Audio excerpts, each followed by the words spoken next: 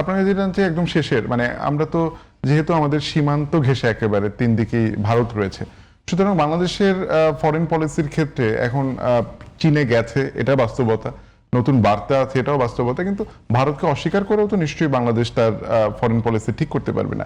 সেক্ষেত্রে এই যে ডিকাপলিং থিওরি, অর্থাৎ হচ্ছে গিয়ে তাকেও এই নিশ্চয়তা দেওয়া যে বাংলাদেশ কখনোই আসলে ভারতের স্বার্থবিরোধী কোনো কাজও করবে না, সেটির মেসেজটা কেমন? আর তার সঙ্গে যদি আপনি রোহিঙ্গা ইস্যু সমাধানে চীনের ভূমিকাটা, এটা একটা রাজনৈতিক ইস্যু, আমরা ততক্ষণ অর্থনীতি নিয়ে কথা বললাম, আর তিস্তার ক্ষেত্রে কেমন সম্ভাবনা দেখেন? আসলে আমি যেটা নিয়ে কথা শুরু করেছিলাম যে বাংলাদেশকে অবশ্যই অনেকগুলো বাস্তবতাকে সামনে রেখেই আমাদের ফরেন পলিসি ঠিক করতে হবে। কারণ আমাদের কিন্তু ইম্পোর্টের জায়গা থেকে সবচেয়ে বড় ইম্পোর্ট আসে চায়না এবং ভারত, উভয় দেশের সাথে। চায়নার সাথে আমাদের এবং ঘাটতিও এই দুই দেশে বেশি। চায়না যে আমাদের ঘাটতিটা বিশাল সংখ্যাটা অনেক বড়।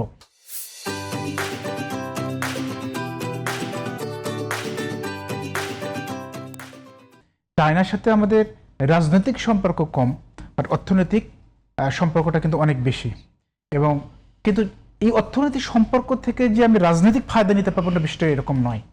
আমার চায়নার সাথে সরকার বাণিজ্য নিয়ে আলোচনা করবে, বিনিয়োগ, অবকাঠামোগত উন্নত উন্নয়ন, আপনার তিস্তা নিয়ে সব আলোচনা করবে, সব ঠিক আছে।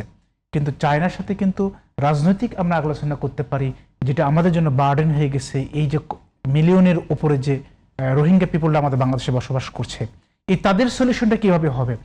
আমার নিজের পিএইচডি কিন্তু রোহিঙ্গা ইস্যু নিয়ে করা, international migration Rohingya issue PhD করা। আমরা জানি এই প্রবলেমের সমাধান কখনই হবে না যতক্ষণ না চায়না চাবে। চায়নাকে ম্যানেজ না করে এই সমস্যার সমাধান কখনই হবে না। সুতরাং বাংলাদেশ অবশ্যই, বাংলাদেশ সরকার আমি মনে করি এই জায়গাতে চায়নার সাথে অর্থনীতির পাশাপাশি রাজনৈতিক এই পয়েন্টে, চায়না ঠিক আছে, চায়নার রাজনীতি নিয়ে কোনো মাথা ব্যথা নাই। ধরেন চায়না আপনার মানবাধিকার কি হচ্ছে কোন দেশের, এগুলো মাথা ব্যথা নাই।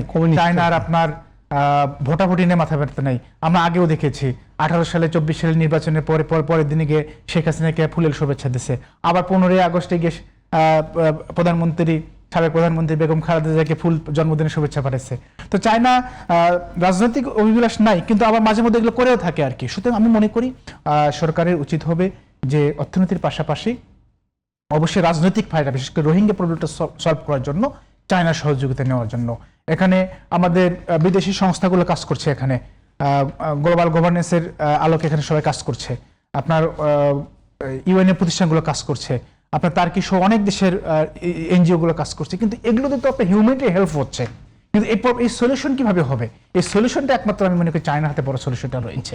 এটা হলো গুরুত্বপূর্ণ বিষয়। এবং আপনি যে কথাটি বলেছিলেন, দেখেন ভারত আমাদের প্রতিবেশী, বা প্রতিবেশীর সাথে অবশ্যই আমাদের রাষ্ট্রের তিন পাশে তাদের অবস্থান, তাদেরকে অস্বীকার করে বাংলাদেশ সামনের দিকে এগিয়ে যাওয়াটা কঠিন।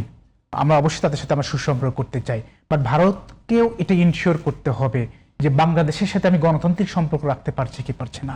আপনি অগণতান্ত্রিকভাবে ফেসিবাদকে এখানে প্রমোট করবেন, আপনি এখানে বাংলাদেশে এই যে নতুন সরকার আসছে, আসার পরে সরকার প্রধান মাননীয় প্রধানমন্ত্রী চায়না সফরে আসে, হঠাৎ করে দেখেন এখানে সাম্প্রদায়িক সম্প্রীতির বিরুদ্ধে গিয়ে সাম্প্রদায়িক মারামারি অনেকগুলো বিষয় উঠে আসছে, মূর্তির ইস্যু উঠে আসছে। ভারতের পররাষ্ট্র নতুন একজন অ্যাম্বাসেডর দিয়েছেন, উনি কিন্তু ক্যারিয়ার ডিপ্লোম্যাট না, উনি একজন পলিটিশিয়ান, একজন মিনিস্টার ছিলেন, তাকে দিয়েছেন। উনি এসেই সব আকাশ বাতাস নদী পানি সব একসাথে করে দিয়ে জনসংখ্যা একসাথে করে দিতে বলেছেন। কিন্তু উনি কেন এই যে ভারত এত বছর যে নির্যাতন করেছে, যে কাজগুলো করেছে, অগণতান্ত্রিক কাজ, সেগুলো বিষয়ে কখনো কথা বলেছে? এগুলোকে তার পর্যালোচনা করেছে? এই যে এখন ভারতের পশ্চিমবঙ্গে কোথায় কোথায় বাংলাদেশে পাঠানোর হুমকি দেওয়া হচ্ছে, আপনার বিহারে এখন হুমকি দেওয়া হচ্ছে, এই আশেপাশের সীমান্তবর্তী প্রদেশগুলোতে, তারপরে রেগুলার পুশিন চলছে। পুশিন নাকি একটা বিব্রতকর অবস্থা, সরকার পর্যন্ত বিব্রত, সংসদে সরকার আলোচনা করতে পারছে না, আবার সীমান্তে প্রতিনিয়ত পুশিন চলছে, একমুখী পুশিন চলছে। এগুলো নিয়ে কোনো সমাধান নাই। আপনার সকাল বিকাল আপনার নির্যাতন করবেন, সেখানকার সংখ্যালঘু মানুষদের মসজিদ ঘুরিয়ে দেওয়া হচ্ছে, হুমকি দেওয়া হচ্ছে। তো এগুলোর কোনো সমাধান নাই। অবশ্যই আমরা চাই যে ভারত এই বিষয়গুলো রিয়েলাইজ করুক, দাদাগিরি নয়, বড় ভাই সুলভ নয়, প্রতিবেশী সুলভ নিয়ে আলোচনা নিয়ে আসুক। অবশ্যই বাংলাদেশ পাশে থাকবে, বাংলাদেশ অবশ্যই থাকবে, অতীতে ছিল, আমরা মনে করি সামনের দিনগুলোতে থাকবে। অ্যাট দ্য সেম টাইম বাংলাদেশের স্বার্থের জন্যই আমাদের চায়নার সাথে সম্পর্ক বৃদ্ধি করতে হবে। বাট এখানেও আমাদের খেয়াল রাখতে হবে যে এই যে দুইটা গুরুত্বপূর্ণ সফর হলো মাননীয় প্রধানমন্ত্রীর, এই সফর থেকে আমার অর্জন কি? একটা সফরের মূল অর্জন আমাদের চিন্তা করতে হবে আমাদের বিনিয়োগযোগ্য অঙ্ক কতটুকু আমাদের এসেছে, আমাদের এখানে বাধ্যতামূলক চুক্তি আমাদের কি কি হচ্ছে, এবং আমাদের কি কি ডেলিভারেবল আলোচনা কি কি হয়েছে। তো এই জায়গা থেকে আমাদের দেখতে হবে আমরা মালয়েশিয়া থেকে আমরা কি পেলাম, কতজন শ্রমিক আমাদের ওয়ার্ক পারমিট পাচ্ছে, বৈধতা পাচ্ছে, আমাদের মাত্র $3 বিলিয়ন আসছে, এটা কতটুকু আমরা বাড়াতে পারবো। চায়না থেকে স্পেসিফিক কোন কোন খাতে ইনভেস্ট আসছে, কতটুকু ইনভেস্ট আসবে, এই $4 বিলিয়ন উপর আটকেছে, এই টাকাটা কখন ছাড়বে চায়না, যে জায়গাতে ইনভেস্ট করা দরকার এগুলো হবে কিনা।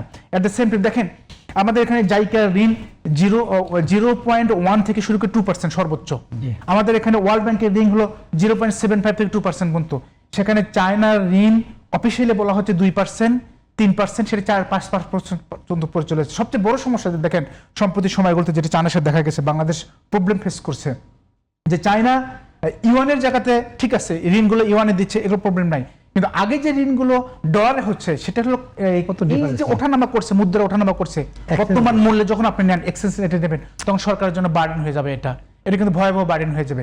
এবং আপনি দেখেছেন যে পদ্মা সেতুতে ঋণ যে পার্সেন্টেজ ছিল এটা কিন্তু পরবর্তী বেড়ে বেড়ে অনেক দূরে চলে যাচ্ছে। তো এবং আপনি জাইকার একটা লোন দেখবেন 38 বছর পর্যন্ত, এরপর গ্রোস সেখানে বলা হয়েছে আরো 5 বছর বাড়ানো যেতে পারে, চায়না একটা 15 বছর। তো এই জায়গাগুলোতে অবশ্যই সরকারকে স্পেসিফিক কিভাবে চায়না ঋণ স্বল্প মূল্যে আপনার স্বল্প সুদে ইন্টারেস্টে দীর্ঘমেয়াদী করা যায়, এই জায়গাতে আমাদের অবশ্যই চিন্তা করতে হবে। অ্যাট দ্য সেম টাইম আমাদের ভারতের সাথে সুসম্পর্ক রাখতে হবে। আমি মনে করি আমাদের বাংলাদেশের বাস্তবতার কারণেই, বিশ্ব রাজনীতির বাস্তবতার কারণেই আমাদের প্রতিবেশীর সাথে ভালো সম্পর্ক থাকবে, পাশাপাশি আমেরিকা, চায়না সকলের সাথে বাণিজ্যিক সম্পর্ক, আমাদের নিরাপত্তার জন্য চায়না, তুর্কি, পাকিস্তান সবার সাথে সম্পর্ক থাকবে, এটা আমরা প্রত্যাশা করি।